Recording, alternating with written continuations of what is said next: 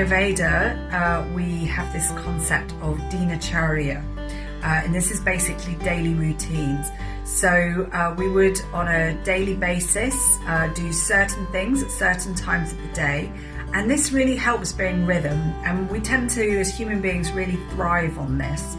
The first thing that we consider is the time of day that we wake up. Now, classically speaking, in Ayurveda, they spoke of this thing called Brahmamuhurta, which was an hour and a half before sunrise is the ideal time to wake up. Now, these days, that might not necessarily be the best time for everyone.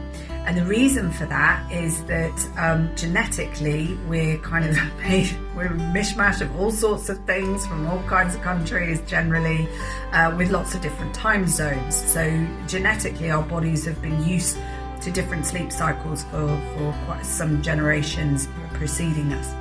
The other thing is that the geography of where we live. Now, in the UK, which is where I am, we have a huge fluctuation from winter through till summer. Now, this time of year, actually in April right now, this is a fantastic time of year for getting really kind of balanced sleep cycles, because basically sunrise is around 6ish and sunset at the moment is approaching kind of 8 p.m. at night.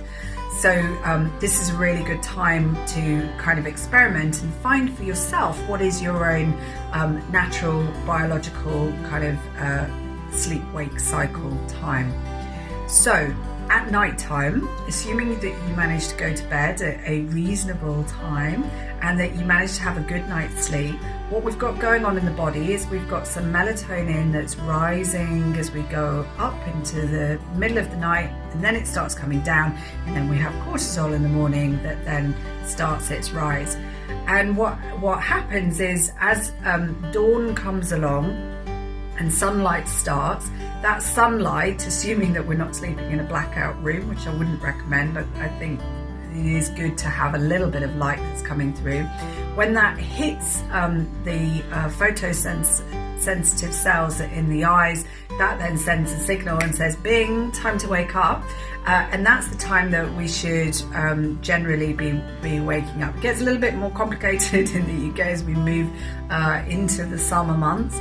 But for now, this is, as I said, an ideal time to work with this. Now, a lot of life pressures have increased in some senses and decreased in others. But one of the big changes is this expectation that we have over timings. So we don't necessarily have to be getting up out of the house early doors at the moment. However, that does not mean that necessarily it's best for us as individuals to be sleeping in a long time. So what I would suggest is that you might already have some kind of notion, some kind of idea of what is the time for you to wake up. When you wake up and you get up and you feel like you've got out the right side of bed and you're feeling good and you're feeling like you've got energy for the day, that's great. Now, for some other people, you might not really know, and you're just getting up and you're not necessarily feeling yourself, not necessarily feeling that bright. So I would suggest, if for example you're waking up kind of post, let's say 8:30ish, that's getting a bit late.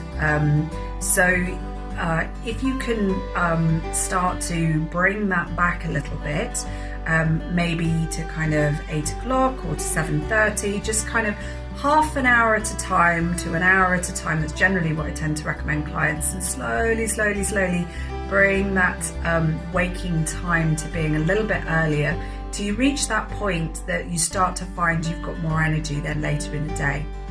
The other thing that I share with people quite a lot is that quite a lot of people, they'll naturally wake up at a certain time. For me, at the minute, it's sort of 6ish, sometimes a little bit earlier. And there's this moment where you wake up, and that split second is the split second that you should be grabbing onto it and jumping out of bed.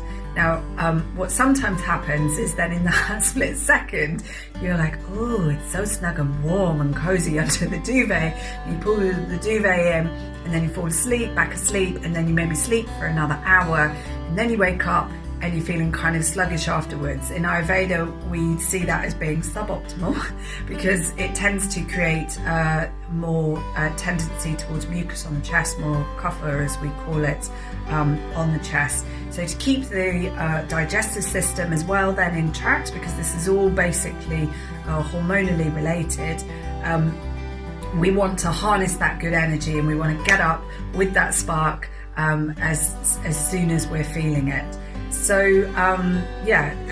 if you're finding it a challenge to bring that waking time back a bit, I would suggest the use of an alarm clock, even though you're not necessarily needing it to go out to work or whatever, but to experiment, to try and find out what is your best time for you to be waking up that feels optimal, and then sticking with that. So creating that as the first point of your routine